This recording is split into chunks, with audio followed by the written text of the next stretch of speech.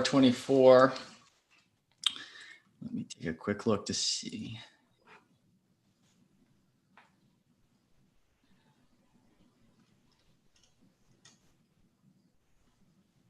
All right, I think we're close. We'll let people join in if that works with you, Madam Speaker. Yes, fine. Mm-hmm. Yep. All right. Good morning, everyone. It is yet another day here with the stay-home order, and as it has been every week, it has been yet another busy week with a number of updates.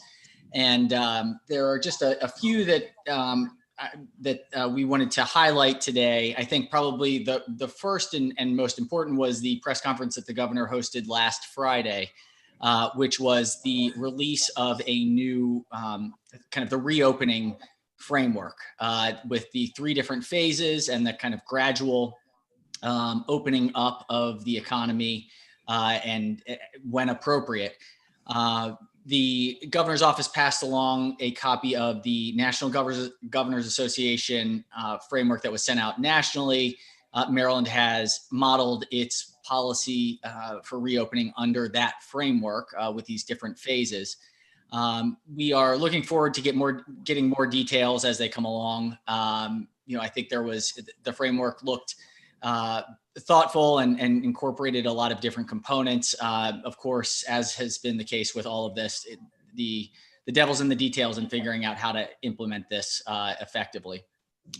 So it leads into today's conversations with the 3 presentations that we have from the various models that are out there. And I think part of the message of the day is that this is all really complex work, and none of us have had the experience. I think sort of societally have not had the experience of figuring this out, and so it is being built as we're going through it. But I'm looking forward to hearing these 3 models today and kind of getting the various perspectives. The next update is a less pleasant update, and I think it's something that has resonated with all of us, the challenges that Maryland has had with the administration of the unemployment insurance program, both as it goes to our traditional unemployment insurance program and then more recently as it's applied to 1099 workers and independent contractors. I think nobody is satisfied. I think there is frustration across the board. We've been in contact with the administration. I am certain that they are frustrated as well. I think it has been difficult to see other states moving forward at a pace that has been able to administer the program and get the support to their state residents as needed. I know that everyone is committed to making sure that this gets done. And I think the speaker and I agree that we stand ready to help where possible, because there are just some really horrific stories out there of people that are really, really, really struggling. And it is absolutely essential that we have urgency to get this right, no matter what it takes. And we stand here willing to partner to make sure that happens. The next update, the third update, is about nursing homes and the release of data. I think our nursing homes, like many states, continue to be an ongoing hotspot and challenging area. And the administration has now released with the health department which nursing homes kind of have had a more challenging experience thus far. This is rapidly evolving. I hope that we are learning the right lessons with nursing homes, because it's probably the tip of the iceberg of kind of isolated communities that are in close proximity, that when things spark, it can get out of control really quickly. This is just such an intense virus. Last update that is coming is a message about an effort that Speaker Jones and I started last week through NCSL. We have sent out a letter to all of the presiding officers, House chambers and Senate chambers, except for Nebraska, which only has unicameral body, but to sign on to a letter to the presiding officers at the federal level, so Speaker Pelosi and Leader McConnell, that outlines the significant importance that should there be a stimulus bill or relief bill, a fourth one upcoming, and we most certainly hope and expect that there will be, that it is absolutely essential that it incorporate lost revenues as part of the recovery effort for states and local jurisdictions. This is something that states going bankrupt is just it's not a viable option. It is beyond comprehension. So we have a number of states. I think we're somewhere around 12 to 14 states in which at least one presiding officer has agreed to sign on. We're hoping to get that out this week, but wanted to make sure that we updated the work group about that. And I will finish with a funny conversation that I had with the Senate president from Wyoming, who's a Republican.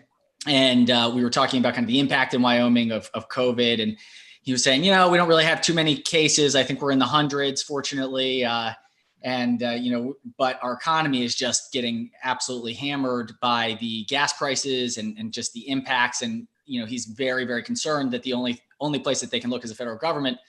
And so he finished by saying, well, I was at the market last week and you may appreciate this, but I just bought a bumper sticker that says Wyoming social distancing since 1890. And so I thought it was a good representation of the varying way that we're all approaching this. So with that, Madam Speaker, anything else to add? No, other than I think we had yesterday, our numbers total was up, has been going down, but I think they're a little bit up yesterday. We had 71 confirmed deaths yesterday. I think it's the second highest daily total since the start of the pandemic. So it's just saying that it's still going on. It's still going on. So, okay, are our health experts on the line? All three? Yes. Okay, good. Today we had three public health experts with us this morning to give us a briefing on not just what their COVID-19 models show will happen over the coming weeks, but provide us with a better understanding of the assumptions and information these models are based on. We are asking you to save your questions until the end of each presentation. First, we have Dr. Justin Lessler from Hopkins Bloomberg School of Public Health to talk about the COVID-19 modeling data. Dr. Lessler, thanks for joining us, and you may proceed. Thank you for having me. I think, should I share my slides on my screen, or you guys have my slides? Okay. Yes. Great. So yeah, I'm going to talk about some scenario modeling results for both Maryland and a little bit beyond, not so much beyond. And this is work of myself, but really of the Hopkins ID Dynamics COVID-19 Working Group, which includes a lot of people. This particular report was prepared largely by Kira Grants and Hannah Meredith, who are also on the call to answer any specific questions. So next slide. So I want to talk a little bit about our approach. In our approach, we're really focused on planning scenarios, not forecasts. So what do I mean by that? I mean, we're really focused on helping governments, public health departments, companies, hospitals make decisions. So we want to focus on scenarios relevant to planning decisions, which means our goal is to use get rough approximations based on our next best knowledge of disease dynamics in the current situation and severity to project often a lot further into the future than you can really make reliable forecasts per se, because we want to just give people information based on our best understanding of the disease now, how policies will differ in their impact and what they can expect going forward. This differs, some other groups are sometimes much more focused on forecasting. Jeffrey Shaman's group, who I see you have talking later, is often in that camp, whereas we're more focused on these large scale rough approximations. Overall, a part of taking this approach is differences in the models are often more important than the actual specific numbers and the absolute numbers. So we want to focus on those. And we're using a pipelined approach for easy integration of knowledge and comparison of models. So next slide. So our scenario pipeline, okay, this didn't transfer wonderfully, but our scenario modeling pipeline is divided into sort of three major components. So we seed the model based on international flight data and information on external epidemics, as well as information on early parts of the internal epidemics. And so that seeds a epidemic generation model, which uses our assumption about disease spread, some information about what's going on now, and we're trying to increasingly leverage that information as the epidemic proceeds, and we get more and more information about the status of different states. And importantly, combine that with intervention scenarios. What are the plans in terms of intervention control that various states, municipalities, federal governments have going forward, and then we go out and find the best information we can based on the experience of other places in this epidemic and others to quantify what the impact of those policies will be to generate an epidemic. That generates infections, which we send forward into a hospitalization and outcome engine, which takes assumptions and data about things like the infection fatality rate, how many people are hospitalized, the age distribution of different counties, because our model is spatially explicit down to the county level. So the age distribution of particular counties, and use that information to generate counts of the health outcomes that we all care about when it comes to planning for capacity, thinking about the impact on our population, on the populations. And then we, of course, use those to generate a report. So now I'm going to go through a little bit of an example. Well, it's actually our most recent run for Maryland. So let's go to the next slide.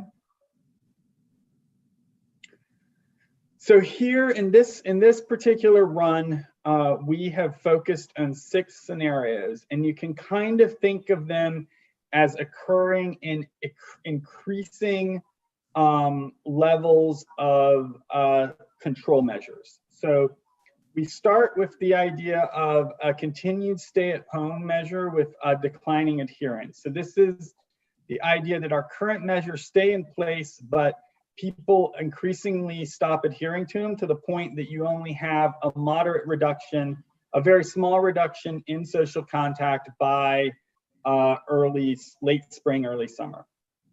So even though that sounds like the harshest intervention, the way, it is actually the most liberal. We then go to the strong roadmap to the recovery as, outlined. And we are doing this right now. This is looking at that if contact tracing isn't in place, if there isn't contact tracing and quarantine of contact. So this is just the social distancing measures. So we look at the roadmap to recovery, and then we say, okay, what if we also had sort of contact tracing or social distancing light? And that means whenever people were infected, they self-isolate, and that we have 90% compliance of self-isolation and household quarantine. And I note that these scenarios are chosen in part because we have data from the UK about exactly how well they might work.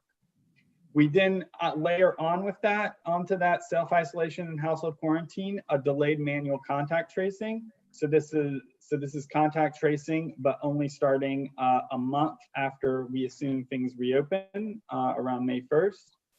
Then we do the same thing and add on additional social distancing. And then finally, we look at that final scenario, but assume that, somehow we find the resources and the scale up to have contact tracing, heavy duty manual contact tracing ready to go the day stay at home restrictions or shelter in place restrictions stop. Next slide. This is just to give you an idea of how these are parameterized. So this is sort of the roadmap to the recovery scenario. We start with there are no restrictions. Then we assume that there's mildly restrictive social distancing, reducing transmission by 44 to 65%, starting on the 13th of March. Then we go to the full measures, the full stay-at-home type measures that and restrictions, and is that kicked in at the end of the month, and assume that those are reducing transmission by 71 to 83% based on data from the United Kingdom. Then we look at 2 stages of the road to recovery using data from situations where similar measures were in place, assuming a 23 to 37% reduction in transmission in the first stage and a 10 to 20% reduction in the second stage. So our approach is made to easily put together series of interventions like this with a different sets of assumptions. So now we can get to some results. Next. All right. So this is the first set of results, and looking at the short term. And over the short term, you can see that, well, the stay-at-home sort of with declining adherence looks good. These lines represent hospital bed capacity and surge capacity. But you can see that sort of by June in most of these, that we see, and I think this has been somewhat evident in the data, over the short term, we've been seeing a leveling, if not slight decline in our numbers from the immediate effect of the social distancing measures. That may be beginning to taper, and then as those come off, we see resurgences. By only the having everything on without any with everything on, including contact tracing, sort of stops resurgences altogether. And just to explain what you're seeing here is each of these lines represents a simulation. We do over 1,000 of these. This is just a subsample of a representative 15. So let's zoom out a little bit and see how these measures look a little longer or a little further out. So at a bit further time scale, looking out to the end of the summer, we see that most interventions, if relaxed, we can see large resurgent outbreaks. And it really, particularly those top interventions that don't involve any contact tracing or sort of self-quarantine of household contacts of cases. And we really have to get into those situations or those scenarios where we have some sort of level of self-isolation of cases and quarantine and quarantine, household quarantine of close contacts, in order to have sort of any chance of staying below, within the capacity under these scenarios. Next slide. So, this is just another view of this. This is by looking by county, how the different scenarios play out in terms of ICU bad needs. The one caveat I'd put here is we're not really dealing with catchment areas here. So counties with zero top, many of these counties, people will come to Baltimore City or elsewhere in the state. They won't go to the hospital in their counties. So, like places with 0 beds, it's slightly misleading, but it does give you a sense of how things are lining up compared to local capacity. And it does, in like places like Baltimore, Baltimore City, where there's plenty of capacity, or, that there is certainly potential of staying under capacity, but in a lot of scenarios, but we have to keep in mind that in reality, they'll be dealing with people coming from the outside. So it'll be a bigger thing. And other groups, for instance, Ailey Klein's group at Hopkins, have looked more at those types of movement between hospitals. Next slide. So now I just wanted to zoom out a little more to sort of end with a caution, and this is that there's no free lunch. You know, in terms, and until we have a vaccine or effective treatment or prophylactic drug or something like that, at some point, if to contain the, you know, to fully contain the disease, you have to pay the piper in terms of population immunity. So this is zooming out, looking to a point where in like next January, where we take everything off. We take off all the interventions all out, regardless of what they are. Everybody goes back to normal. It's a little, you know, probably not quite what would happen, but you know, it's like everybody just acts as if this never happened all of a sudden. And you can see that in all the scenarios where we have had an epidemic, a large epidemic recently, you know, we get nothing happens then, right? We've already, you know, accumulated the population immunity. And then in the scenarios where we've managed to effectively reduce the local transmission, it's the case that, you know, eventually we have we would have a large resurgence if everything went back to normal. I would stress that I'm not saying that means there's nothing we can do. I think there's huge benefits to delaying peak. You know, first, it gives time for drugs or vaccines to be developed. Also, even apart from that, you know, we will get better at finding ways to treat the disease and reduce mortality, even without, you know, the magic bullet of a drug or vaccine. Next slide.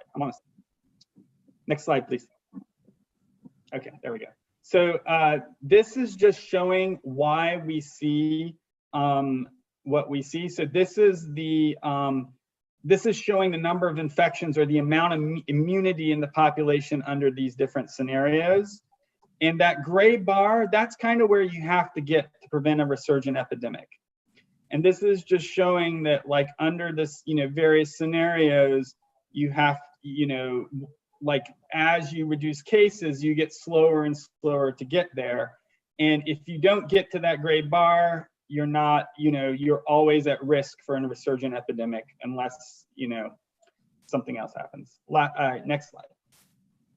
So this is my last slide, and I wanted to just finish with, you know, like some simple math to look at this idea of immunity and look at where we are at, and look at where we're at compared to I think the place where there's the most immunity in the United States, and that's New York City. So we have 858, I guess it's now up to 929, but when you know, a couple of hours ago, it was at 858 deaths in Maryland. So I think there's accumulating evidence that the infection fatality rate, that is the chance of dying if you're getting infected, is around 0.5% or 1 in 200. So if we adjust for that, plus a rough estimate of how many people are left to die, maybe an additional 50% on top, that's what this next term does. We get that there's somewhere around 260,000 people who've been infected in Maryland, which would translate to around 4% of the population, which, you know, makes R, which all you need to know for the purposes of this is a number we want below 1, are about 1.9 to 2.9, which is saying that, you know, we're nowhere close based on our deaths. It doesn't look like we're anywhere close in Maryland to being in a place where we can depend on herd immunity or population level immunity to help protect us from the disease. We can contrast that with New York City, where they have around 12,500 deaths, which under the same math implies about 3.7 million people who are immune, or around 47% of their population. And you can see that that's getting them quite close to the herd immunity level. So, I mean, and if you look around the country, New York City is really the only place where there's any prospect that they're approaching herd immunity, and it gives you a sense of how much pain it takes if you just if things get out of control, how much pain there is on the path before the disease controls itself. Last slide. I just want to acknowledge all, and this is not even fully complete, all of the people who've been working really day and night on this project and on this work to support our numerous partners. So, and with that, I'm happy to take any questions. Any questions? So the only one I see is Senator Lamb. Thank you, and thank you, Dr. Lesser, for that information. I think it's important for folks to realize that what you're saying in that last slide is that there are two ways out of this in the long term, right? So number one is the way that pandemics end, which is enough herd immunity out there that pandemic R rate, the R rate is really the transmissibility rate. So if you have an R rate of less than 1, that means the pandemic will die itself out, because there'll be enough people that are immune out in the public that it won't be able to continue to spread. So there's one way of pandemics dying out, which is through herd immunity. The other one's through vaccines. Vaccines, maybe 12 to 18 months out, unclear whether we will actually have a vaccine or not, a lot up in the air in that regard. So I guess your point then with that last slide is to show that we need to build up enough herd immunity as one way to resolve this. You're seeing that in New York City right now, where the R rate, the transmissibility rate, is approaching 1.1, which is near 1. And that means that it may be able to die itself out. They're obviously going through a lot of pain to reach that level. And what your modeling is showing then is that, at least here at Hopkins, we're not seeing that the system is greatly overwhelmed to the degree that New York City has experienced so far. But with those models that you present, it looks like almost all of them, except for some of the few at the end, approach that level where the hospital system, the healthcare system, is exceeded in terms of number of patients that we can take in and care for, right? So we're trying to thread the needle here to have enough people eventually contract the disease to build up enough herd immunity out there so that this pandemic, if we don't have a vaccine, will die itself out, and yet not overwhelm the healthcare system based on the modeling that you've shown, of which only a few scenarios seem to play that out. Yeah. Our healthcare system isn't overwhelmed so that we can move forward with this. And that's the whole point of flattening those curves, right? So can you just reemphasize which models there do not exceed the capacity of the healthcare system? Right, so it's really the models. Okay, so I'll answer that question, and I'm gonna add a little nuance to your point. Or hopefully add some nuance to your point. It's only those sort of last two, where we combine some contact tracing with social distancing, where we're not doing social distancing like we are now, right? I'm not in any way suggesting like people still staying safe, but some level of social distancing, which will absolutely, which even if it's not, legislated or enforced by the government or anything like that, would probably occur anyway. But some level of social distancing plus household, plus some contact tracing, plus tracing of slightly more distal contacts, plus having people who are infected self-isolate and with their families. Like, those are what takes to like draw it out. And like you say, there's two ways for a population to be, I like to think of it as the community immunity, having the community immunity to be ultimately protected from the disease. And even if someone else walks in from the outside with the disease, to not have a problem. One is giving up the immunity from natural infection. And the second is getting the immunity from vaccine. And you're exactly right, given the timeline to the vaccine, where I feel like what we're trying to do is thread the needle for getting to that point where we can have as much natural immunity as possible without overwhelming the health system and having as few deaths and as few severe outcomes as possible. And getting there means using has the part I've talked about a lot here, which is control measures that stop spread, that flatten the curve. But I don't want to de-emphasize that there's another part of this that we haven't looked at directly in our modeling, which is harm mitigation, right?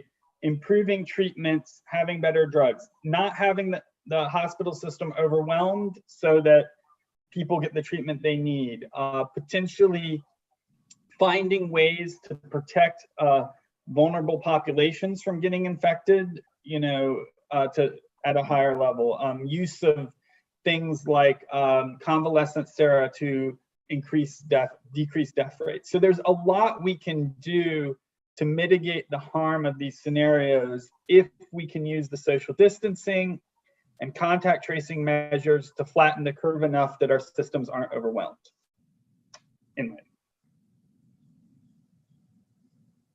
Okay. We have Delegate Shalega. Can you hear me? Yes. Oh, good. Okay, sorry. I have two questions. Why are you comparing us to New York City? I mean, where I live looks nothing like New York City, and my district doesn't look like that. People have acres of property, and their social distancing looks nothing like a subway or a crowded urban center. So the only reason I'm comparing to New York City is because New York City is based on our understanding of the death rates, New York City is the only place in the country, perhaps the world, that actually has herd immunity levels. And while you're exactly right that transmission may be less in your district than it is in New York City because there's no subways and the like, the reproductive number, the transmissibility of disease tends to be less sensitive to that than we usually think.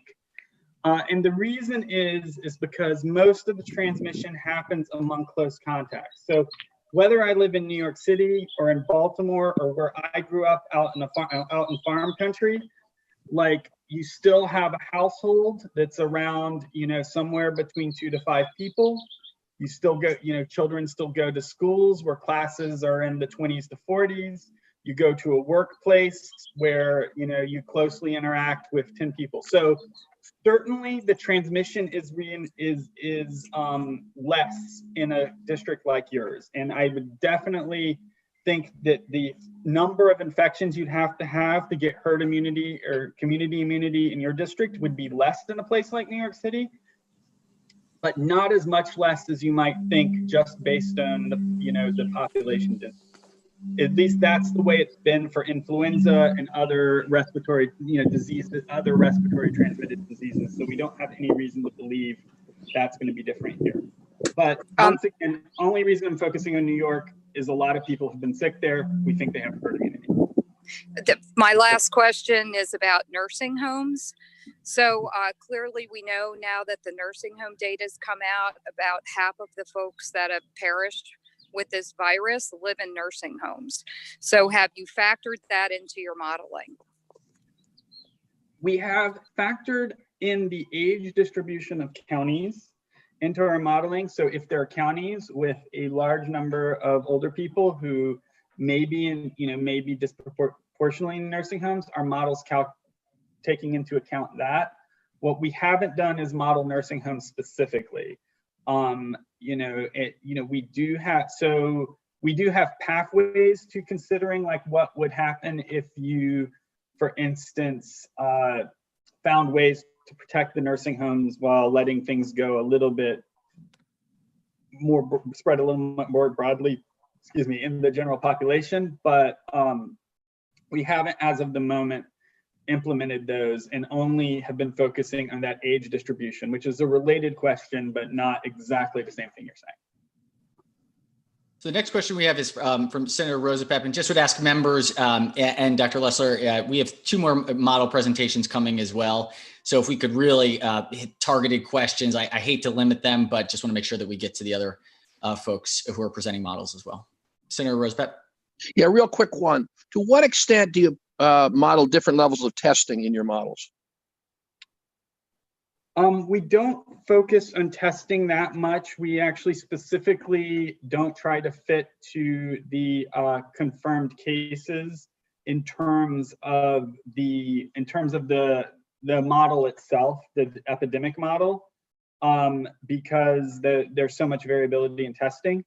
What we are doing right now, and the results weren't ready to present today, but we are working on a sub-model or a parallel model where we're specifically looking at the relationship between testing capacity and the ability of contact tracing to reduce transmission. Kira, I, and another person in our group are working on putting together something there. So we're looking at that relationship, but it's not, it's not an explicit part of the current model. Okay. Delegate Grice. Thank you. Do any of your models or your calculations on that last slide take into consideration people who have had a disease, who have recovered, but haven't been tested? Because, what we're seeing in these antibody tests in New York and in Southern California is upwards of 20% of our population, sort of fits that demographic. And if you have, how do you know how many of those people are out there, at least in Maryland? So this is why we do this calculation based on deaths and not testing, because that's so variable. And I think, for instance, the California, the Santa Clara County Sero survey has, a lot of problems. Those results, like New York City, can't exist in the same world that those results exist in. Because the multiplication doesn't work, but we feel that it's imperfect also, but we feel that the best number, the most reliable number we have is deaths, right? Somebody who dies is the most likely to be counted. So I'm indexing these calculations solely on deaths and our estimates of the death rate of the most likely infection fatality rate from a number of sources. So that's all we're doing here, saying, okay, this many people died, this percentage of people who get infected die, with maybe some adjustment for the age distribution of the population. Therefore, this many people must have been infected. Chairwoman Kelly.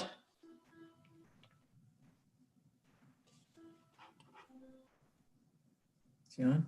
If we could just unmute Senator Kelly.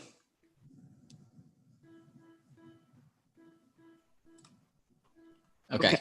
I'm wondering how permanent is the current level of herd immunity that you've discussed in New York City or elsewhere, given that the national experts I see, at least on television, suggest that we don't know how long the antibodies that have been acquired by those who've had the disease last, whether this is more like a disease that might come back in a new form each year, or that when you get the antibody because you've had it once, it's going to be very stable and for your lifetime, you're immune. So what about that? I think that's the $1 trillion question. I wish I had a definitive answer. I don't. And I think that's one of the biggest questions going forward. And a lot of people are doing studies to help look at that, and we'll certainly roll those into our models when we get them. I would say that there's some reasons to believe it won't be permanent. Other human coronaviruses don't offer permanent immunity, but they're also not as severe. And there's some correlation between those two things. But I'd also say that even if it does not provide, so 2 more points. One is, even if it doesn't provide permanent immunity, it's likely that exposure or repeated exposure at least will decrease severity. But it does change these calculations a bit if it's spreading, just not making people sick. And the second is that whether or not it provides permanent immunity, I think this is something that'll be with us for a very long time. It's just a question of will it be with it, but I don't think it'll be with us as a severe disease, because we haven't eradicated any disease without a vaccine. The only disease we've eradicated is smallpox. So I don't think it's just going to go away. But it may be the case that as we accumulate immunity in the older people who are most severe, who are most likely to have severe outcomes, it becomes just a disease of younger people who are not likely to have severe outcomes. And so it becomes less of a problem at a population level. There are a lot of diseases who have gone through that shift in our population, who are essentially childhood infections. Like before we had a vaccine, measles was that way, chickenpox was that way. So I personally believe that the ultimate fate of this disease, with or without a vaccine, is to become a childhood infection. But do we get there in a couple years or like a decade? That's the thing I don't know. And that's the thing that matters exactly the question you took, which is certainly the most important question, I think, out there about the disease at this point. Okay, Delegate Lukey.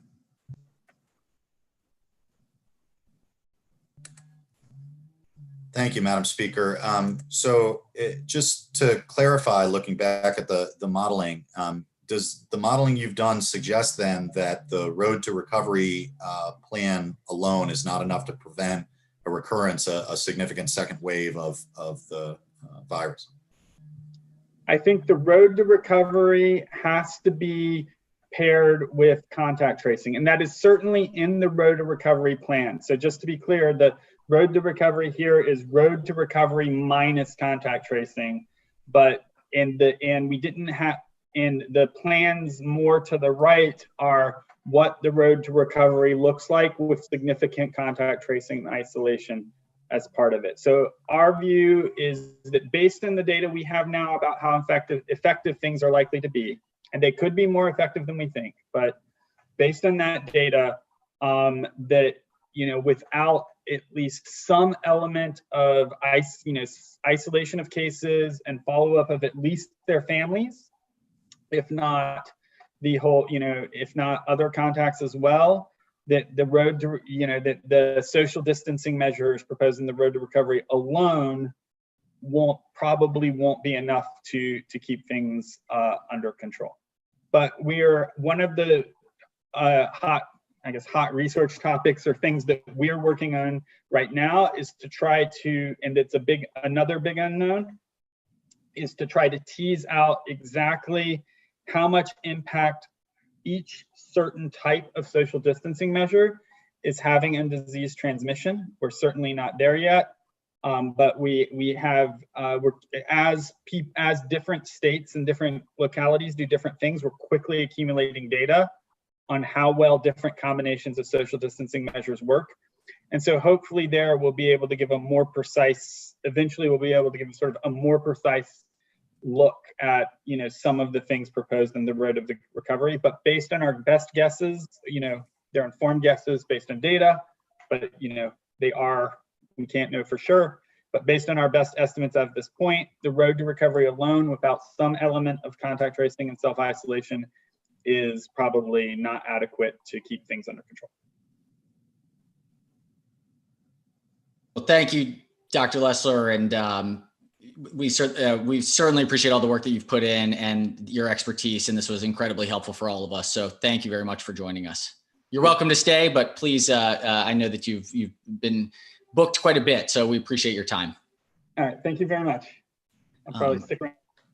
Great. Next up, we have Dr. Zhang from the University of Maryland Department of Civil and Environmental Engineering. And Dr. Zhang, we went a little bit over in the last one. To the degree feasible, if you could really try to stick the presentation component in to around 8 to 10 minutes so that we can leave plenty of time for questions. I think this has been a really good discussion. So I want to make sure that members have a chance to ask the questions that are relevant. So without further ado, please proceed. Absolutely. Good morning. Senate President Ferguson, Madam Speaker Jones, thank you so much for inviting me to share what we've been doing at the Maryland Transportation Institute with everyone. For those of you who don't know me, my name is Lei Zhang. I'm the director of the Institute, and the work I'm presenting here represents a joint work between University of Maryland, Morgan State University, and the University of Maryland, Baltimore. We've been, this group have been working together for more than quite a few years together, and we got together to deliver an interactive COVID-19 impact analysis platform for situation awareness and decision support. Next slide, please. So at the Maryland Transit Institute, we've been running the largest transportation and mobility data center in the nation, probably internationally, for the past 20 years. What we have is data from federal, state, local agencies, private sector, Google, Waze, Enrix, TomTom, all the cell phone data providers. And we combine all that data together. Anything that concerns about person movement, freight movement, or anything that moves, we probably got data for that for everywhere in the US. Next slide, please. The particular data set I want to highlight because it's the main driver of the work we're doing on COVID-19 related to social distancing, mobility behavior, understanding why we have outbreaks, as well as providing decision support as different states and counties start to reopen the nation. The data we have covers, this is what we call the person movement data. So what it has is really location data from more than 150 million phones in the US. So what that means is it's more than 70% of the population.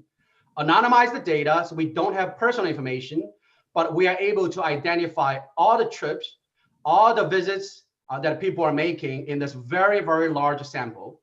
We can go to any community, any street, any neighborhood, and we can tell you how many people are going out, where they're going. Are they visiting churches? Are they visiting supermarkets?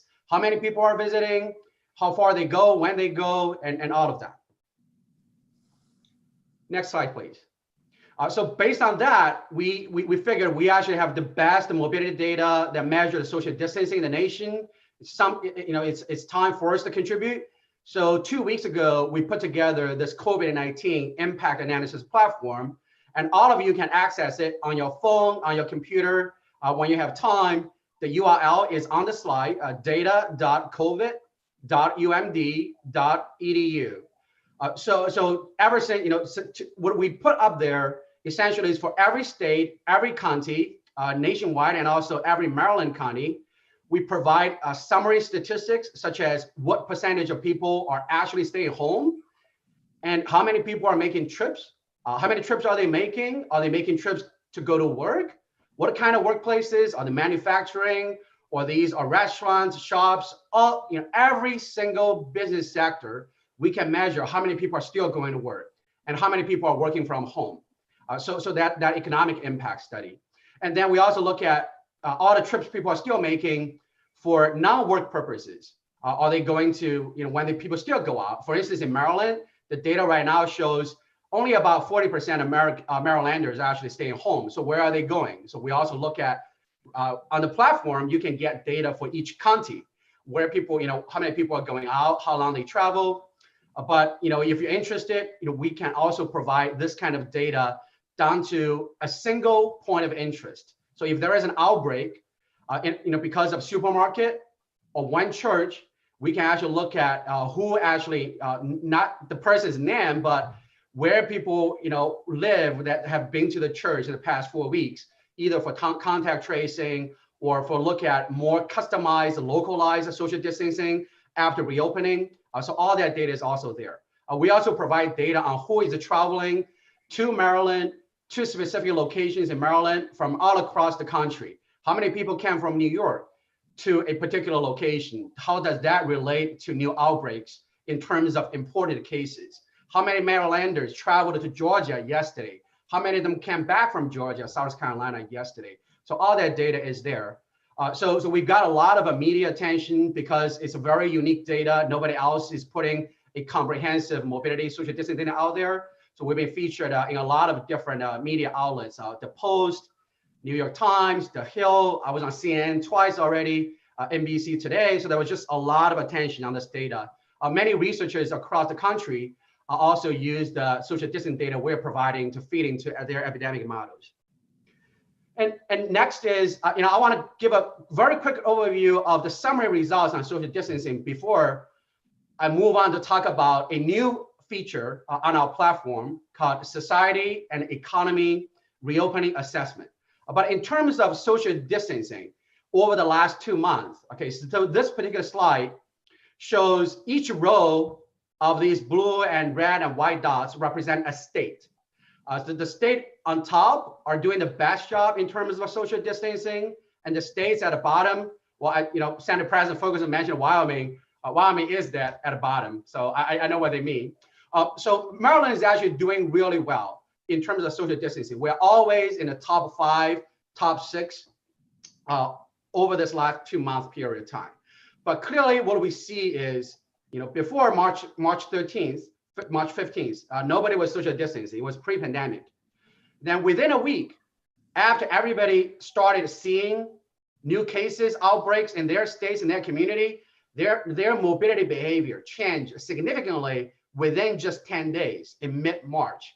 People started staying home. People started limiting their travel. We call that the second period of time. Then with all the government stay-at-home orders, that has sustained this initial social distancing behavior and further strengthened that.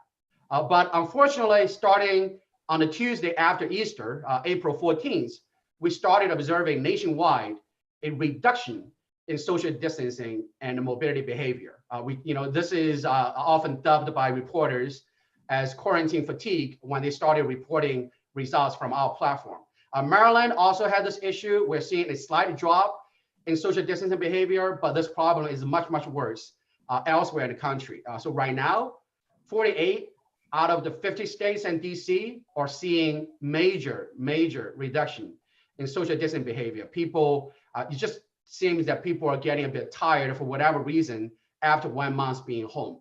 Whether we reopen it or not, it just seems it's there. All right. So next slide is a new feature. We're constantly adding, so all the data are updated every single day. You get up-to-date data.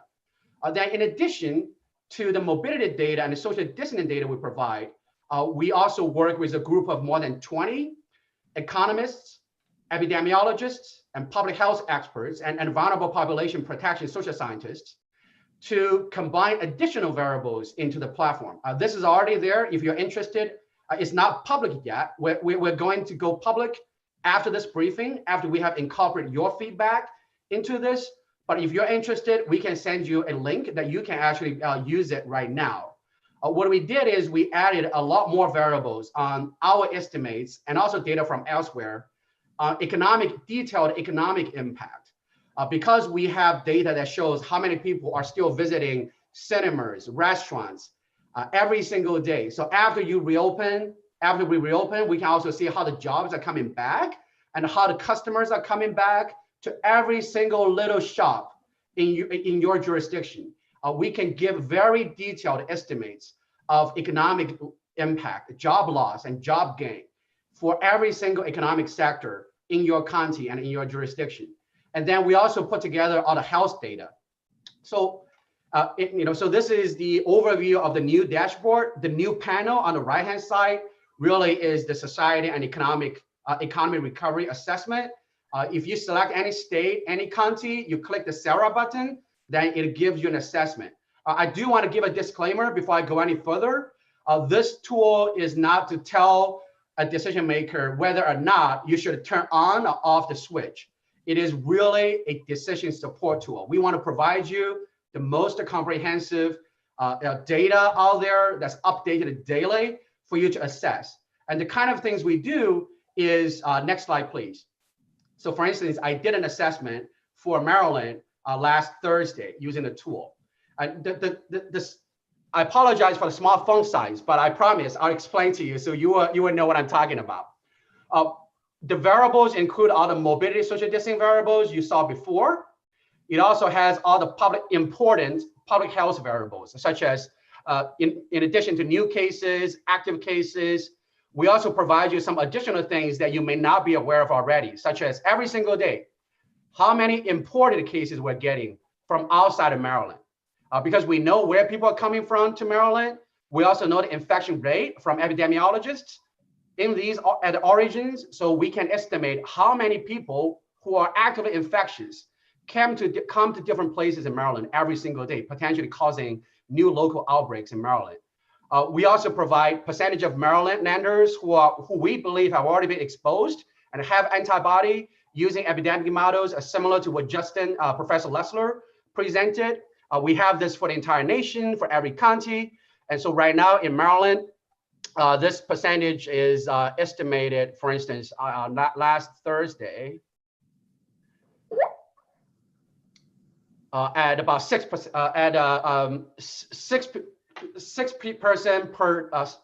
essentially 0.6% of every 1,000 people in Maryland.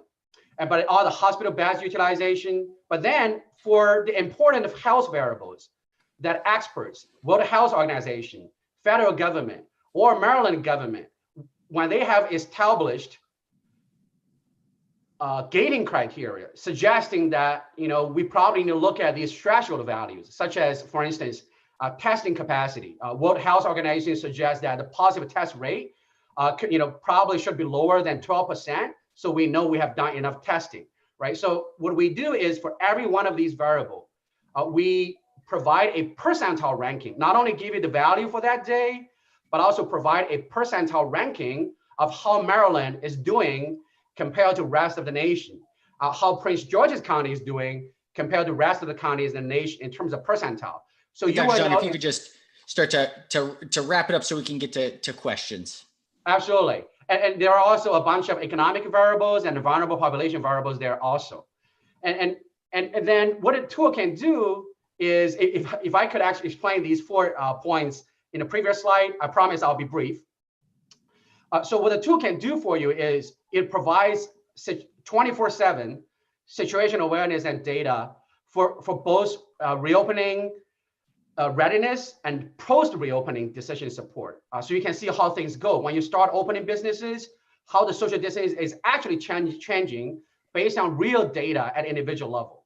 And it summarizes percentile rankings in the nation for key factors and compare them with gating criteria day after day. You can also see if you're doing better or you're doing worse in certain areas. It points out areas where we need to pay more attention to. And it also monitors social distancing behavior and offers, this is I want to emphasize, it offers a no cost community level contact tracing. If we see an outbreak somewhere, then we can actually use data within minutes, tell you where, what group of individuals have been to that location in the past 7 days, 14 days. It also analyzes causes for new outbreaks and suggests containment strategies using artificial intelligence. What it does is that, for instance, if there is a new outbreak, I briefed the Prince George's County officials yesterday. They were, they feel a very important data gap. I talked to Baltimore County officials also 2 days ago, because that's a big missing piece, right? We know if there is a local outbreak, is it because we're not social distancing, or it's because we have too many people who are infectious coming from out of town? Or it's because some other reasons. We can use the data to answer that and even suggest containment strategies. Lastly, as I mentioned already, it provides detailed economic and business impact estimates. As you try to shore up the economy as you reopen, we can provide that estimate and update it daily for you. Next slide. I think this is about my last slide. I just want to show you, right? Look at these 2 maps and see how similar they are. What's at bottom is what you already know. That's the number of COVID-19 cases at a zip code level in Maryland. Red means a lot more cases. Blue means very few cases. Look at the top map you haven't seen before. That is our estimated number of imported cases because of out-of-state travel to individual zip codes in Maryland. So there is a very high correlation of out-of-town travel, either by Maryland residents traveling outside then come back to hotspots elsewhere in the nation, or visitors coming to these different zip codes. And the only thing that looks, so everywhere we get more visitors who are infectious coming to Maryland, we get more cases in Maryland. The reason is because there are still a lot of out-of-state and out-of-county travel in the nation. The reduction is very small. There are things I think we can also do to help contain this without shutting down entire out-of-state travel, which is probably impossible. But if you have questions, I can answer later. Next slide. So we really have a team here. I really appreciate the opportunity that President Ferguson and Madam Speaker Jones offered us to share the data and what we can offer with you today. We really want to hear from you how we can help you better as you, and other decision makers really lead us in this fight. My last slide is next. And at the Maryland Transit Institute, with the experts from both University of Maryland College Park, Morgan State University, and University of Maryland Baltimore, we're doing, we are really the best place in the nation in terms of looking at a data-driven decision support. We can do things beyond transportation. I want to make sure that you are aware that we're also doing this kind of data-driven decision support in other areas: safety, health, emergency management, infrastructure investment, economic development, equity and social justice, sustainability, crime, human trafficking, data analysis. So we want to also help you in the long run as well. So thank you again for your attention. And that concludes my presentation. And I'll be happy to answer questions and take comments. And this is a tool you can use, again, on your phone, on your desktop. Right now it's the mobility metrics, but if you're interested, we can send you the SARA economic reopening assessment tool this week, and next week, the SARA tool will likely also go public.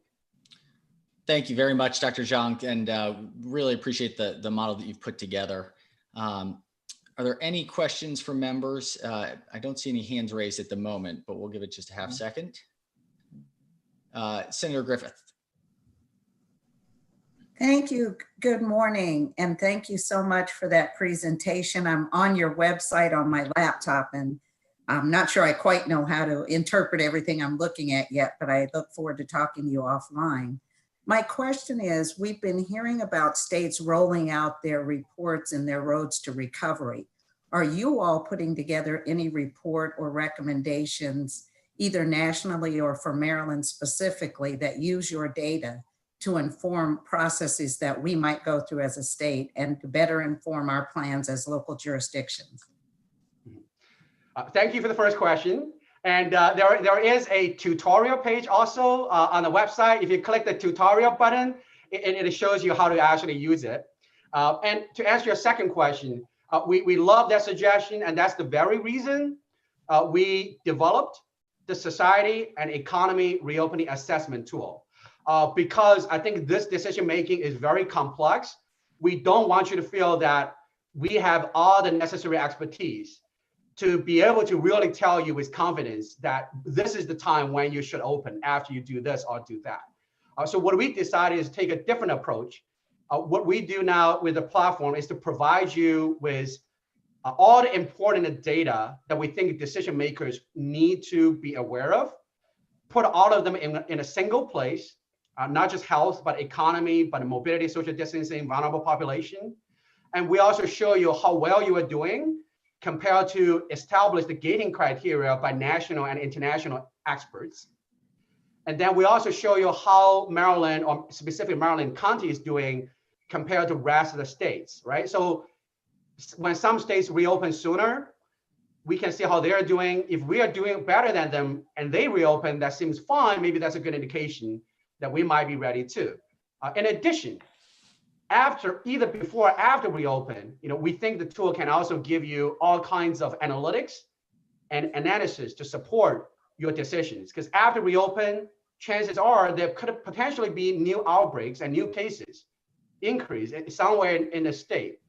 Maybe the decision should not be close down the entire state again. Maybe there are ways to do more localized containment strategies. And in that case, the data we have can really help, because we will help you understand how people, essentially we have a 24/7 human behavior data here that tell you where people are going without sacrificing personal privacy, because we don't have any personal information. That's the data we think can really support you to make these tough decisions either before or after reopening. But I will certainly take your suggestion and think hard on how we can potentially publish a report that might be of a value to all of you and your constituents. Well, Dr. Zhang, thank you so much. We sincerely appreciate your work. Unfortunately, we are out of time for questions, but we have provided the contact information, and I'm sure that members will be following up directly afterwards. So we thank you very much for your work and for helping us think through this complex problem. Thank you. Next, we have Dr. Shaman from Columbia University's Mailman School of Public Health to discuss their COVID-19 forecasting and how it changes based upon changes to social distancing behavior. Dr. Shaman, thanks for joining us. Thank you, Speaker Jones. If I could have the next slide, please. I'm going to just zip through it. Just the next one as well. This is going to show you a couple slides. I just acknowledge my funders. Next one, please. These are members of my group. I like to put some of them out there, as well as people elsewhere who we've been working with. So I want to contextualize this a little bit in the context of what we do understand about respiratory viruses generally. I'm going to tell you about a field project that we ran in New York City, where I'm based. We called it the Virome of Manhattan. And one of the aims of this project was try to understand what the broader prevalence of viruses, respiratory viruses, are in our communities, how they get around and why they persist as they do. What we did is we established a cohort of over 200 individuals from whom we asked a number of things. They gave us their medical history, and then on a daily basis, they would tell us how they felt with respect to 9 common cold symptoms, things like runny nose, cough, sore throat, chills, etc. They would rate them none, mild, moderate, or severe, and enter it into their phone, which would go into an electronic database that we had. And we get this on a daily basis from them. We would also ask them to tell us if they had taken medicine or stayed home from work or school, or gone to see a doctor because of their symptoms. In addition, once a week, regardless of how they felt, we would take a nasopharyngeal swab from them, take it back to the lab, and test it for 18 different respiratory viruses that are commonly circulating. As you can see, we did this for about 19 months through 2 cold and flu seasons, the winter of 2016-17 and 17-18. What you're seeing in this table are the broad groups of viruses we tested for, which are very common. It includes the endemic coronaviruses, of which there are 4 on the bottom, and flu on the top, as well as a bunch of other viruses that we get all the time. What you see are the number of episodes of infection we documented, which we call a 1 or more consecutive weeks of shedding of the virus that's detectable by this PCR, this polymerase chain reaction testing that we did for it, while allowing for a 1-week gap to allow for temporary low shedding or false negatives. You can see that we got a lot of infectious episodes. The next column you'll see there, it says MA. That means they sought medical attention at some point for respiratory symptoms during that infection. You'll notice that there are many, many fewer times that people actually seek clinical care. So it's only 7 of the 32 infectious episodes for flu that people sought care. That's 22%. For the endemic coronaviruses, which are very mild, it was only 4%, 6 of 137 episodes. Now, the way we actually measure viruses, respiratory viruses, is passively. We wait for people who are infected to come seek clinical care. And what this is giving you is a direct measure on how often people actually seek clinical care when they have a respiratory virus. You can see how often they stay home. The percentages are a little higher, but it's still not above 50% for any of the viruses. And then also how often they take medicine for them. What this is it's showing you something that you all probably intuitively know, which is that very often when you get sick, you'll get a sore throat or maybe some chills. You'll feel a little off under the weather, as it were, but it doesn't stop you from going to work. It doesn't stop you from going shopping. It doesn't stop you from taking business trips or going on vacations if you need to. Maybe you'll take some medicine, but you'll still get on a plane. It's this continual introduction and movement of people who are unwittingly shedding virus that actually introduces it into the community and allows it spread into new populations, subpopulations, and its geographic translocation.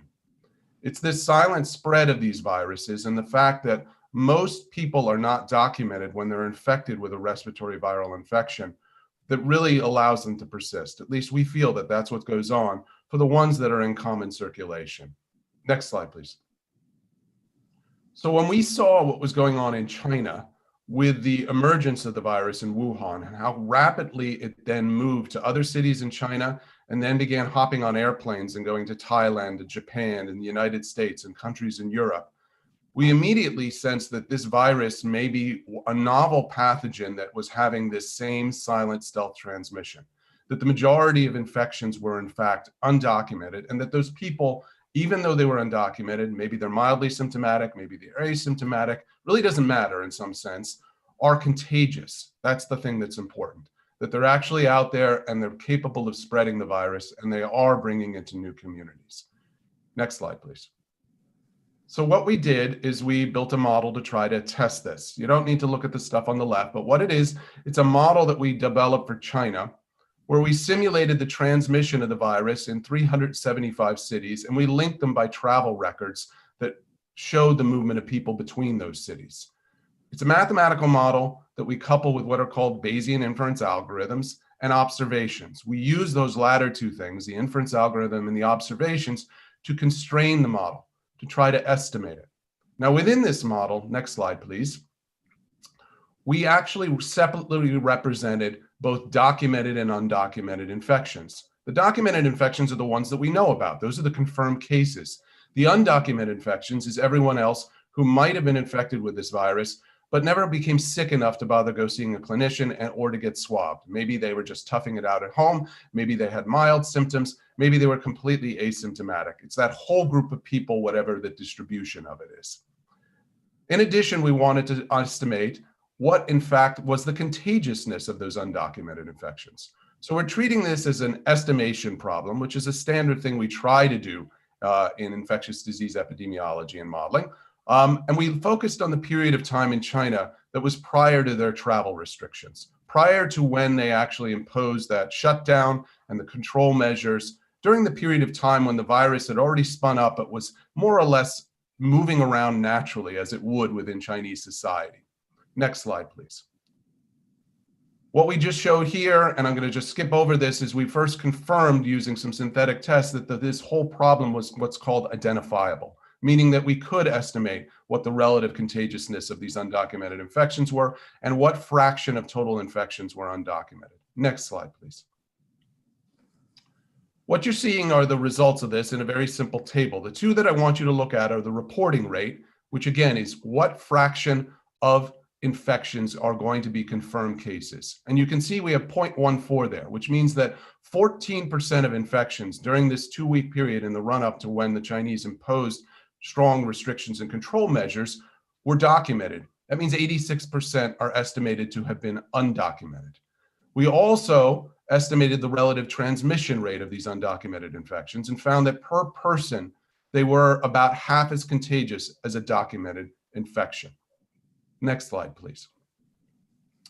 We were able to then plug this back into the model, run it in free simulation with these parameters, and show that it could actually reproduce the outbreaks that happen. This is just showing you with the X's what were observed at national levels, at the province level of Hubei province, in Wuhan city, and the translocation to different cities. So the parameter estimates we got seem to be capable of reproducing what actually happened. Next slide, please.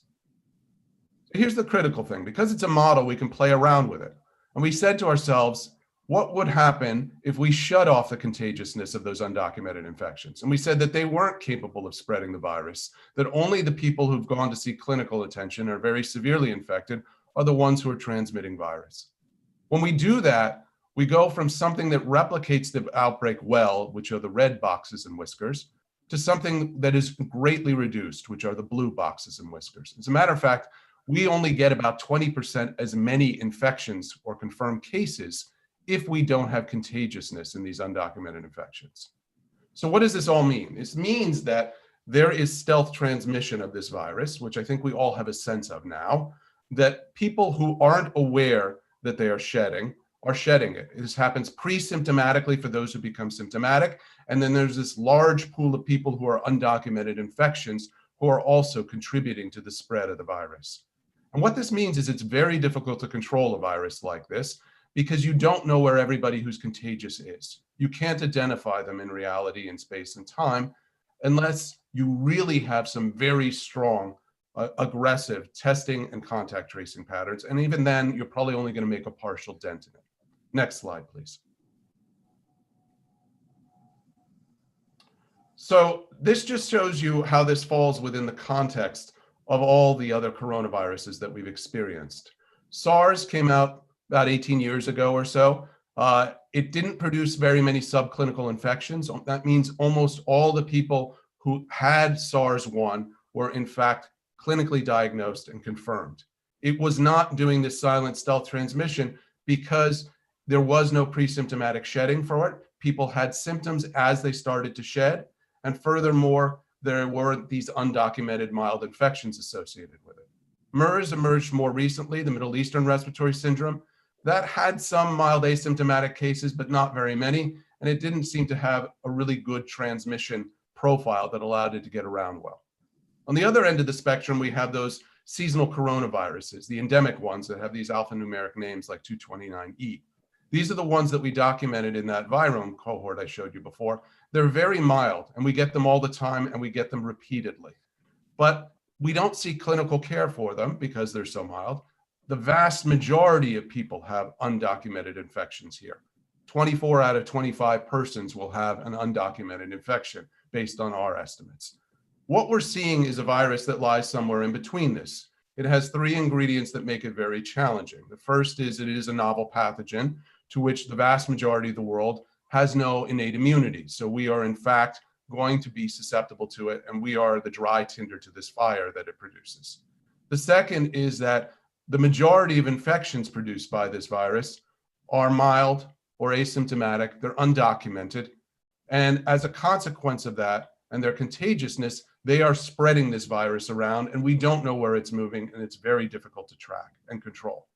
The last problem, of course, is that there is still a substantial portion for whom this does produce clinical manifestations, who need critical care and wind up dying. All those ingredients put it together make it a very, very challenging problem, the most challenging that we have seen since 1918's flu pandemic. Next slide, please. So we applied this same model framework, which we had applied to 375 cities in China, at a county level scale in the entire United States. We did some initial simulations here looking at reductions. As Dr. Lessler says, I don't call these forecasts. Well, as he said, I didn't say, but I don't call them forecasts, they're projections. They're completely scenario based. There's so much uncertainty in it. We don't know what society people will do in the future. So we can only thread ideas out and try to see what are some of the possible future scenarios that we may experience. Next slide, please. When we did initial estimates for the US, we found some differences in those parameters. We found that instead of 14% of people being documented who were infected, we found it was only around 8%. And since that time, we've seen it rise up and then come back down based on differences in testing. That 8% makes sense for the time through March 13, because in the United States, we didn't have the testing capacity and it wasn't implemented as well as what was going on in China. So fewer people were actually being documented, we think. That means about 1 in 12. We also can see that the relative transmission rate rises a little bit because of some of the more severely infected people were not in fact being confirmed as having infection. Next slide, please. So what this shows you is some inference and fitting from this county-based model, which we've expanded its capabilities over time, and what it estimates for some key parameters. Dr. Lessler talked about the reproductive number, which is down in the lower left.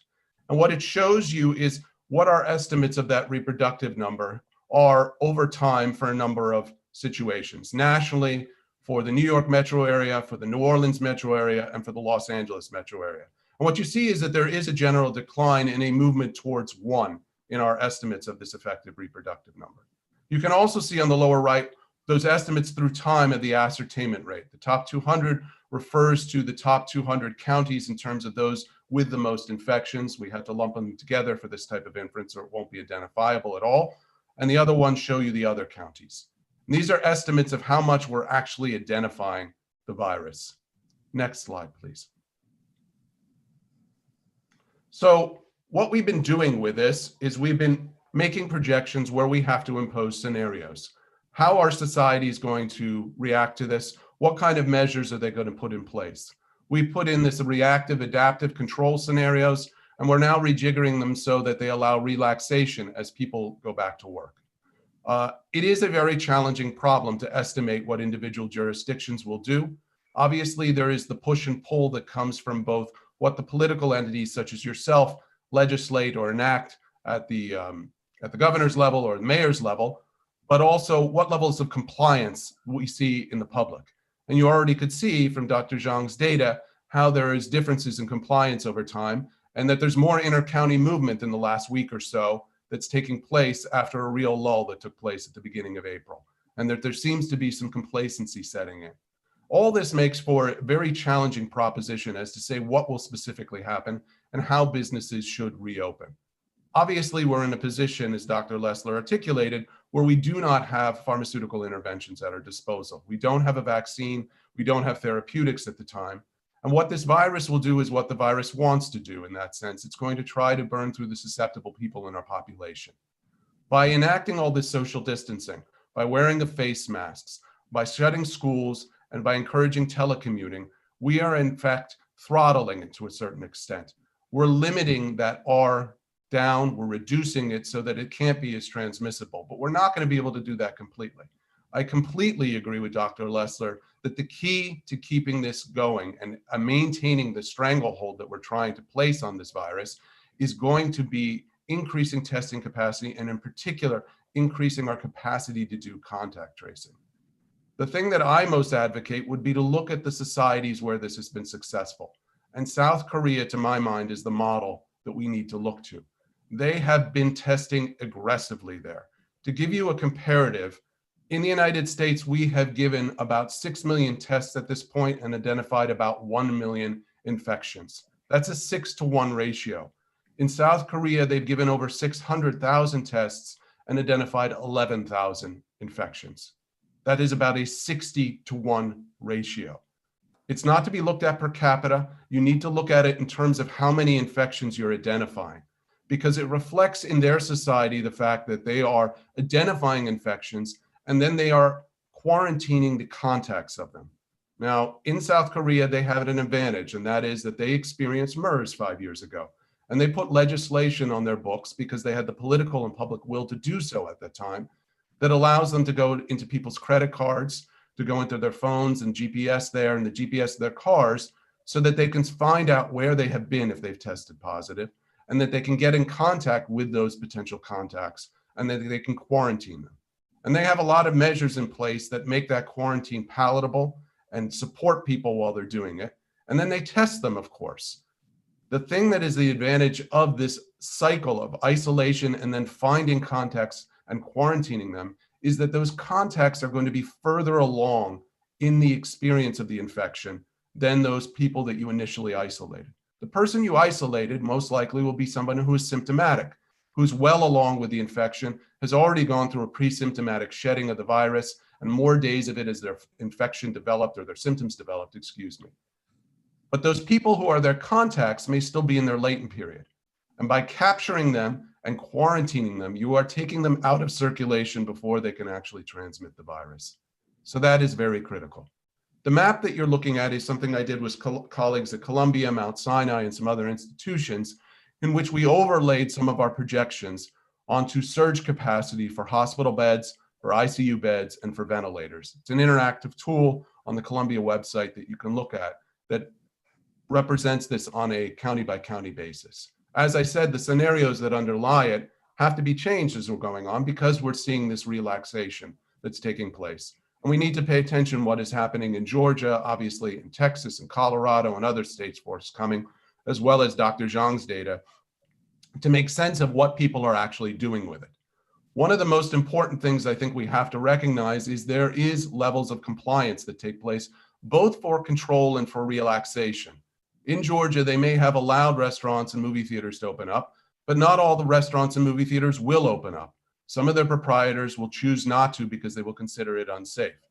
Furthermore, some of the people who frequent those establishments will choose not to go because they're concerned for their safety or they're cautious.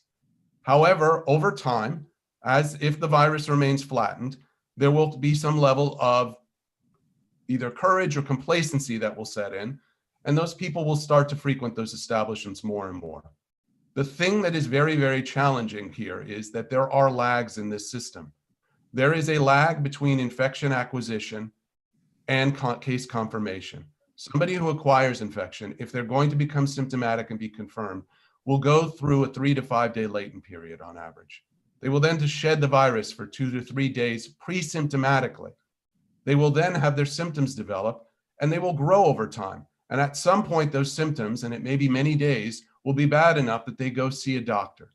It is only at that point that they may be swabbed and that test will come back. It used to have there be a very long delay for getting the test back. That is shortening these days.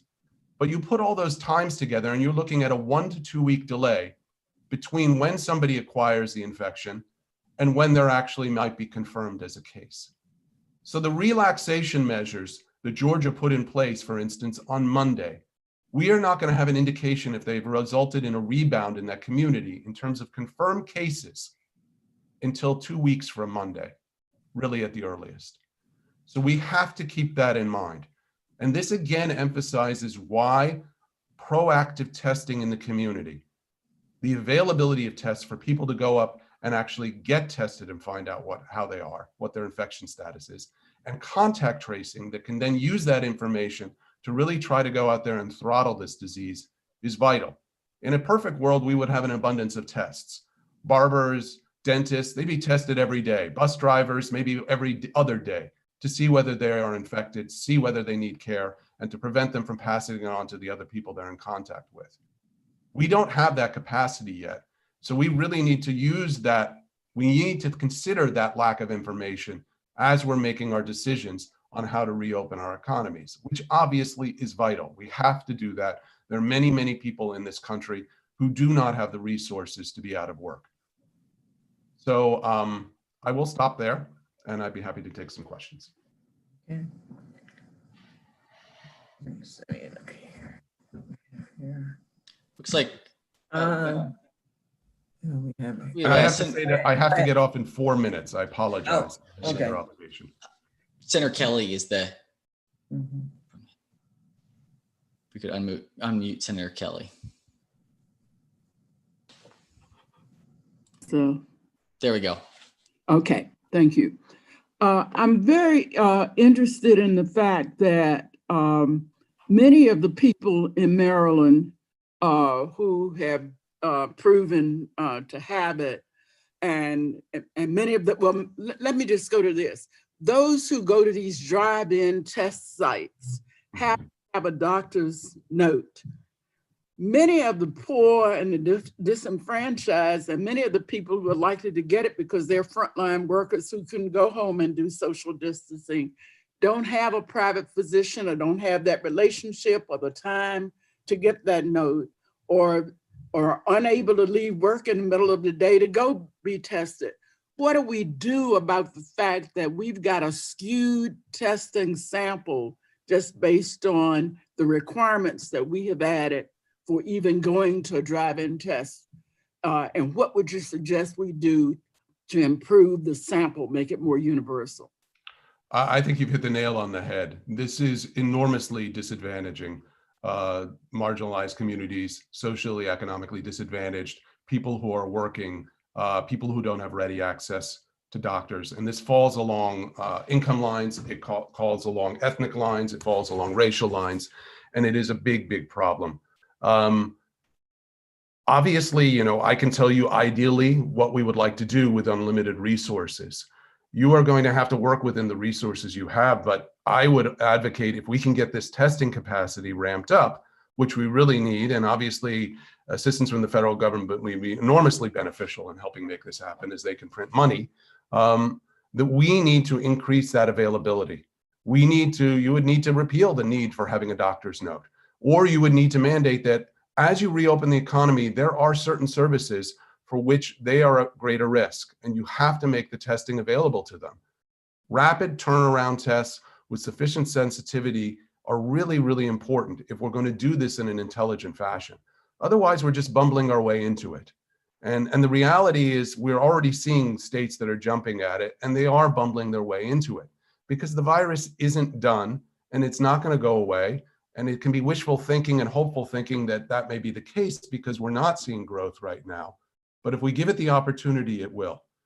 So I think, unfortunately, a lot of this falls upon bodies such as yourself to try to make it so that these tests are available to the right people. So frontline workers can have it. So essential service workers can have it. Bus drivers, grocery store checkout clerks, they need this test more than people who are telecommuting, than people who are staying at home right now, the people who are not in contact with as many other people. And they need to have access to it regardless of their insurance status. Thank you.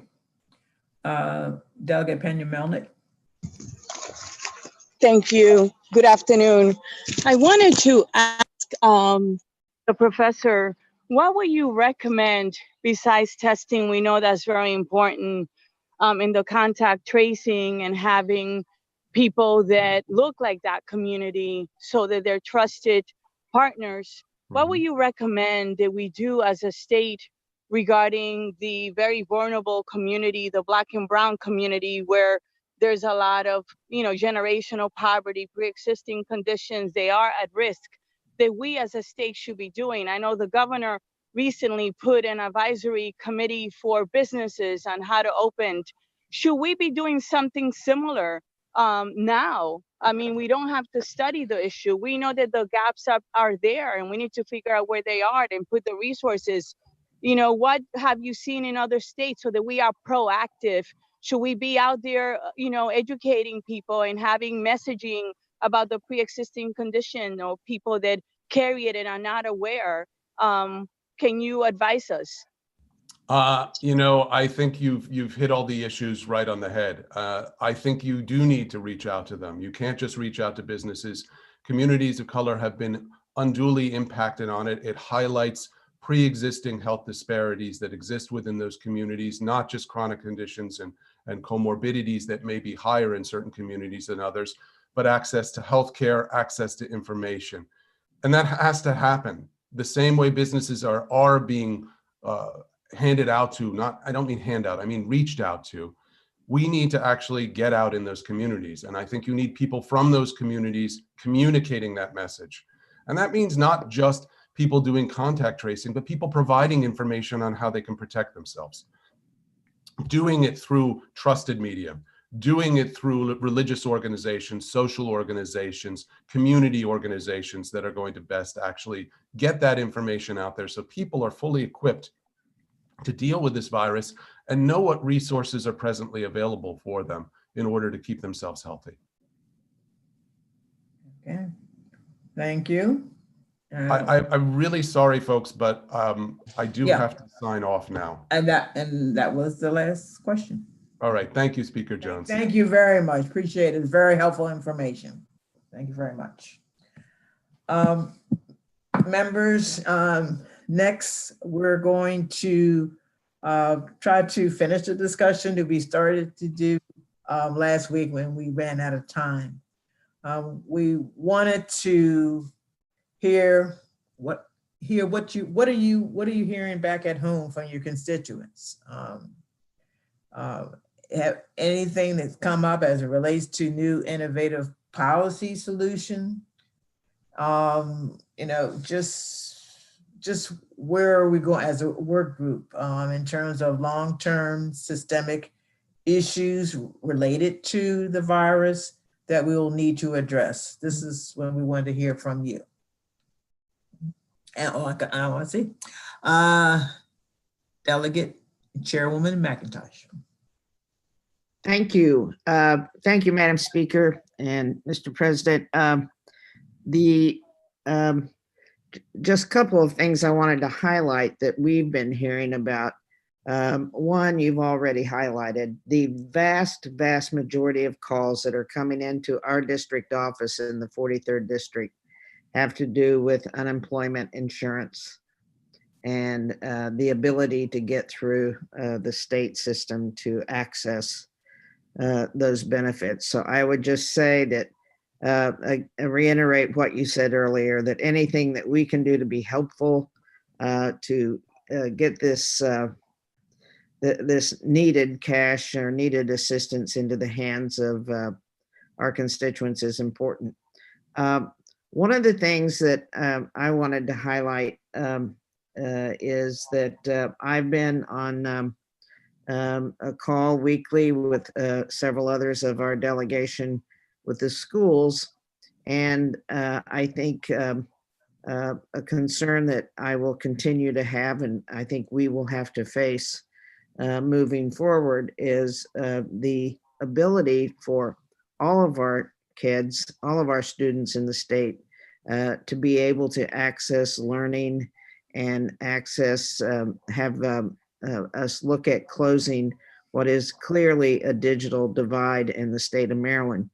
I don't think any county is completely untouched by this. This is not just a problem in urban areas. It's very much a problem in rural areas where the whole notion of teachers continuing to teach their classes through Google Classrooms or any other means is not possible because there are parts of our state that do not have access to the internet. One of the unique projects that I have heard about that I will keep this group updated on as it moves along is being done by Digital Harbor Foundation here in Baltimore City. In fact, Mr. President, I believe it's in your district, where they are using a technology. I mean, the word for it is meshing. Any of us that have a home where we have internet and we have a room where there's the internet doesn't quite reach it, we can boost the internet in that room by plugging a device into our wall, and suddenly there is a meshing of the internet signal in that room. And they're using this to try around 4 schools in Baltimore right now. They're setting it up where they're having actually a device that's put on the tops of roofs of the schools, the rec centers, and various other businesses in the community to try to mesh or actually bring the internet service that is within the school or within that business and mesh it into the rest of the community, therefore giving every child in that community access to the internet. So I would like to keep this group posted, but I think looking at innovative ideas about how to connect our kids and our teachers and principals is going to be something that we, not only as a work group, but as a legislature need to look at moving forward. Okay, we have House Majority Leader Lukey. Thank you, Madam Speaker. And building a little bit off of what Chairwoman McIntosh said, 2 things that have been occupying my thoughts. One is that issue of digital access. And, you know, it's important not just for the students, but it's important for so many adults that are trying to work from home right now. I think we really need to start treating broadband internet access like we treat electricity and water, as a basic utility that's necessary for people to have access to. And, you know, I think there's a host of issues there that the state hasn't dealt with on a policy level. I don't think we have a single agency or office whose primary responsibility is ensuring broadband access. The network of safety net programs we have to help folks who are having trouble paying electric bills and water bills don't apply to broadband. In fact, I wrote the Department of Human Services and asked if they would extend one of their programs to cover broadband, and they said they didn't think they could right now because they're worried about having enough funding just to meet the basic need in terms of electricity and water. And of course, we have huge last mile issues in rural areas all over the state that we haven't found a way to resolve. Depending on what the feds do, there may be opportunity there. We built the One Maryland Broadband Network with federal ARA funding after the Great Recession. So if the feds are putting money into broadband infrastructure, we should take advantage of that. Another concern I have is a broader issue of learning loss. The school systems have done yeoman's work trying to make sure that kids have access to digital learning. Digital learning is not classroom learning. Even kids that have internet access and computers are not learning what they would normally be learning in school. And I think the State Department of Education, our school systems need to be developing plans to make up for this lost learning time. You know, there was an editorial in The Hill today proposing expanded summer school opportunities this year and next year. I mean, those are conversations we should be having. So thank you, Madam Speaker. You're quite welcome. Senator Kelly.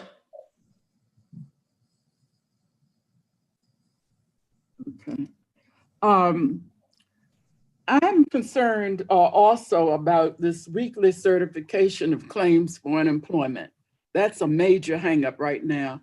I think the administration would be better off. They are obviously struggling given the overload of the system and the new vendor with which they're working.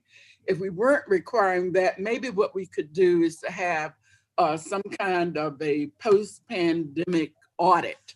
And if you find somebody cheated, you could do something about it. But if we were to stop that, that would take a lot of the load off the system right now. With regard to broadband, and the last mile issue, that is longstanding, and there are strains between MML and MACO, which kind of stand together against the providers of broadband, the companies, and vice versa. We have in Senate Finance tried to host meetings between the two sides to get together to figure out what we've got to do. But just yesterday, I got mail from the northernmost part of Baltimore County, where there are communities that also, and I wasn't aware that they didn't have access to broadband. It is a problem, especially when you see how dependent we are on it now for telehealth, and we aren't going to go back altogether to the traditional protocols. A lot more is going to depend on that and on this digital education. So I promise you that before session in 2021, we're going to try again to see what we can do working with MML, MACO, and with the broadband companies. And I think I'm going to ask Senator Hershey from Kent County if he would get in the middle of it and help us work to see what we need to do, because MML and MACO have been talking about their prerogatives to deal with the aesthetics of how broadband would be placed. Well, I think they could keep their prerogatives, but we need to move forward, and we're stuck on a dime. We can't afford to stay this way in Maryland. Okay, Vice Chair Jackson. Thank you, Madam Speaker and Mr. President. My topics have pretty much been covered, but I'd like to add just a little caveat. You know, in some of our government agencies over the years, through various grants, particularly federal grants, and sometimes through GoCap and others in the state, you know, the computers, whether they're Chromebooks or iPads or whatever, these devices come with an air card where you can pretty much pick up, you know, the what you need wherever you need it. So I'm wondering if there's any way we can kind of research to see that if the education system through the feds or whomever, those Chromebooks or whatever devices they're handing out to our young people, if they could come equipped with air cards. I know here in Prince George's County, in the past and currently, you know, the devices that I have air cards that are functional wherever we are now. You know, nothing's free, obviously, but I think the concern is the gap in the learning, and this has been quite a period of time for our young people. And also the fact that we've seen some jurisdictions who haven't kept up with the technology of the day. And so our young people are put at a disadvantage. So just food for thought. Chairman Smith. Thank you, Mr. President and Madam Speaker. Just a couple of announcements. One is that the Judicial Proceedings Committee is going to hold 2 briefings next week, one on the 4th and one on the 7th. On the 4th, we'll have a meeting that will deal with the impact of COVID on residential and commercial property, renters' rights. The presenters will be a Public Justice Center, Homeless Persons Representation Project, the Maryland Bankers Association, and the Apartment Offices Building Association, the Maryland Multi-Housing Association. And then on the 7th, we will hold another briefing on courts and criminal justice and the impact of COVID-19. The participants for that meeting will be the Maryland Judiciary, the Department of Public Safety and Corrections, the State's Attorneys Association, and the Office of the Public Defender. And the purpose of these 2 meetings will be just to get some ground truth of what's happening, and then decide, you know, if there are some recommendations that we can make while we are in recess, or if there are some policy prescriptions that we can come up with. Also to exercise a certain amount of oversight. Both briefings will be held from 10 to noon. The announcements have gone out. They're publicly, the links are going to be publicly available on the MGA website. I think they're both on the calendar already. So if you have questions or concerns, please reach out to my office in the interim. But just wanted to make those 2 announcements. Thank you, Mr. President and Madam Speaker. Okay, before we go on to the next person, since Chairman Clippinger isn't here, the House Judiciary is also doing a briefing on corrections next week on May the 7th. They did one on Department of Juvenile Services this past week, and that everyone can view on the website. Just wanted to make you aware of that. Okay. Speaker Pro Tem Sample Hughes. Good morning, everyone. Thank you certainly for our opportunity to gather again. I just wanted to bring to everyone's attention that just this session, we were able to successfully pass the Eastern Shore Broadband Act of 2020. And I raise that for this reason, because certainly rural communities are without infrastructure for broadband, but I think that this passage of this bill is going to be our tool or a framework, if you will, for us to be able to utilize that throughout the state as well. So I just wanted to say that, you know, Senator Hershey and myself were able to navigate that bill through, which was a new tool that can be used, and it's a pilot program, but it's something that we can utilize throughout the state at some point with utilizing the best practices. So we are, as a General Assembly, making inroads on that end. What I just want to say with regards to what I'm hearing in the district, I did have a college student share with me that her eligibility for getting food stamps is she's no longer eligible because she's no longer with a part-time job. So I think that's a policy issue that really needs to be addressed, because she was eligible when she had a job and was in college at that time, but she's still a student and so does not have access to food stamps. So that's something we need to look at. Small business came to me and also shared that they have an insurance policy that would indicate that the virus is not something that they can claim as a reimbursement for their hardship. And so the insurance company, and I just received a letter last night, indicated that the governor would have to do a executive order to allow these insurance companies to pay out for their small businesses assistance. So not a lot that I know about that. I just wanted to bring that to your attention.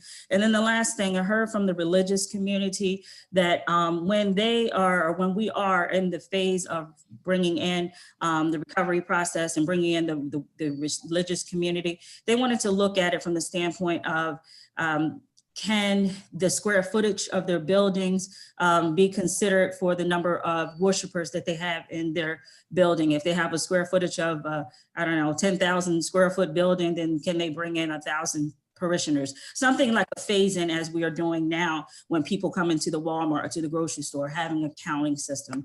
Just wanted to highlight those things, and thank you, Madam Speaker and Mr. President. Okay, thank you. And there's another announcement for another Chairwoman McIntosh. Thank you, Madam Speaker. I did want to mention and highlight that the Appropriations Committee will be having a briefing next week. I'm targeting at this point the 13th. We'll keep you, or it's in 2 weeks, pardon me. We'll keep you posted, but we're going to have the Budget Secretary come in and review with us the revenue reports and what outlook or what the administration's decisions are vis-a-vis the budget for this year, and even look at next year's budget. I also want to say along that line, I think one thing that County Executive Glassman mentioned when he was on with the other county executives a couple of weeks ago is something, Madam Speaker and Mr. President, that we as a committee ought to follow up and make sure that we're having oversight of. And that is the large counties have received from the federal CARES Act their money to help pay for the needs that are called for in their respective counties to combat COVID-19. They have received their money. But the small counties have to go through the state, through the budget process. I think we ought to follow up with the administration and follow up with our respective counties to make sure every county gets the funding that they need. I know there's an application process they have to go through, but I would hate to see any county left behind in the funding that's so sorely needed right now. So could we follow up on small counties in particular? Okay. Senator Griffith. Thank you, and good afternoon now, I think it is, or close, everyone. Most of my issues have been raised by others. Obviously, we're all getting a lot of calls related to unemployment, concerns about education, not just the K through 12, but what is going to happen with higher ed in the upcoming school year. A couple of things that I'll raise, and Speaker Pro Tem started along the path that I'd like to just raise awareness to, and that relates to concerns at the micro level in terms of how businesses transition strategically on the pathway to reopening. A lot of the conversation is sort of at the macro level and what the state or region is going to do. But just to begin thinking about individual businesses, faith institutions, nonprofits, and what their individual plans could be as we transition towards recovery. And I use the words transition towards recovery. I don't know about the rest of you all, but during the University of Maryland presentation with the Transportation Institute, it heightened what I already suspected, which is with every day of sunshine, as the temperature gets better and people get more frustrated being indoors, that we'll start to see a creep back out into the community and a reduction in what was pretty successful social distancing. It would be very unfortunate to go through all of this only to have us see the kinds of numbers that we've been hoping to avoid. And so I don't want us to miss that point and hope that we can think strategically about making sure we reinforce the messages back to folks that we're not done. The other thing I'll mention is the behavioral health issue. For those that are abiding by social distancing, self-quarantining, staying at home, just wanting to make sure that people have an opportunity if they are, maybe not at a trauma level or a crisis level, but that they have access to telehealth, behavioral health counseling services. And so would love to see those kinds of resources shared with the community. So I think, and the other calls that I've been getting are from businesses that are really concerned about the long-term economic impact, small minority woman-owned businesses, nonprofits, all trying to figure out the frustration with not being able to get in the payroll protection plan applications, a lot of frustration with banks, and I'll stop there. Okay. Vice Chair Pena-Millman. Thank you, Madam Speaker, and good afternoon, everyone. Again, I actually sent a list of different issues to this committee that I thought respectfully would love for it to be considered. But today I'd like to basically request that the Department of Commerce today did not mention, we did not learn about the grants of loans that have been granted. There are a lot of people that I'm hearing that are frustrated that they haven't heard anything yet and they applied very early. So who did those loans or grants go to? How many have we awarded? If we could please make sure that we have that information. Also, going back to the very vulnerable communities, the seniors that need to be tested, but the Black and Brown communities who we know are being impacted greatly compared to other groups. Prince George's County has more than 26% of the cases, and the CIPCO, yesterday they had the most positive cases was Langley Park, the immigrant community as well. And I think that the governor put together an advisory group with a lot of business people to advise him how to open, what kind of things should be done for businesses to grow the economy. We need to do something similar to address the gaps and the disparities that we're seeing. Because if we do have a second wave, we are going to be impacted again. So that is something that we should do immediately and we have a lot of resources in this area with Hopkins, NIH, the University of Maryland School of Public Health. We need to make sure that that is done right away so we can start identifying the gaps. And as we get money from the federal government, we can look at the resources and make sure that those communities get it. We need to work on making sure that we have a message in those communities by trusted, people, the people trusted source. And then I've been getting some calls from my group homes where, the residents are dying and the staff. Also, one staffer died on Sunday and one resident died in one of the group homes in my district. I think it's important that the strike team be also available. And I know that for this one group home, they did make it available, but it must be mandatory because these individuals are medically compromised in those settings. I think that we definitely need to get in front of that as well. And lastly, it is my understanding that a contract has been issued, will be issued to a business in Maryland to do the contact tracing, and they're hiring about 1,000 people. Do those people look like the communities that they're going to be going into? And I like us to also stay on top of that. Thank you so much for giving me the opportunity. You're welcome. I don't see any other questions. No hands up.